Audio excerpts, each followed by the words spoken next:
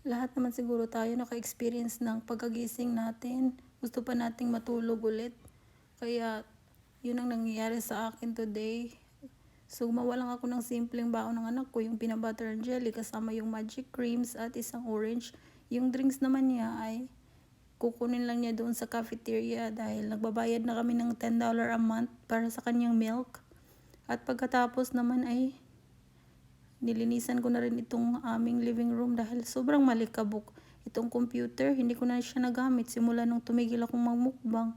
Ito ring old CD player ko na dati ay ginagamit namin nung nagre-rent kami ng mga tape doon sa Redbox. Pero ngayon, dahil uso na ang Netflix, ay hindi na rin namin nagamit.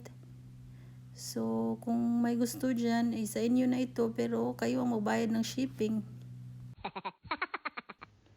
Pagkatapos naman itong lalagyan namin ng mga paper towel ay wala na ring laman. So, pinalitan ko na at pumunta na rin ako dun sa labas dahil yung mga tangkay ng kamote at kangkong ay tinatanim ko na po siya. Ayan, may nabili lang ako sa Temu na pagtataniman ko. Tapos naglaga ako ng saging para sa aking lunch. Pagka uwi ng anak ko ay gusto naman niyang mag-experiment nitong jello. Ilalagay dyan sa loob ng watermelon. So, ayan, ginawa namin. At pinalamig ko muna bago ko nilagay sa fridge. At nung naluto na ang saging ay nagsimula na rin kaming mag-lunch. So may bagoong pala ako dyan guys, pero yung ginamos ba, pero nakalimutan ko siyang isawsaw dahil gutom na ako. Ito ring anak ko, tumikim siya sa saging pero hindi niya nagustuhan. At ayan na nga, mga ilang oras din ang nakalipas ay sinubukan na naming kainin itong jello na aming pinaghirapan. Ayan, mukha naman siyang successful. Sobrang tuwa ang yung anak ko, tingnan niyo.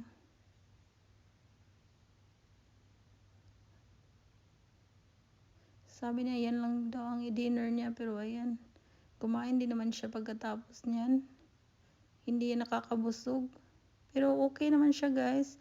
I-try nyo guys, magandang bonding ito sa inyong mga anak. Tapos ang mura lang ng gelatin powder.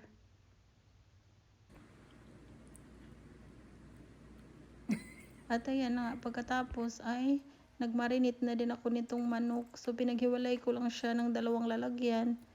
At minarinate ko na siya para kung minsan wala ako sa bahay, yung asawa ko gusto niyang magluto ng ulam.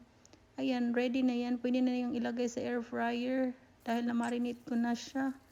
So, ganyan lang gagawin ko. Dahil hindi naman talaga ito marunong mag-marinate ang mga tao dito sa bahay. So, ako lang gumagawa. Thank you for watching.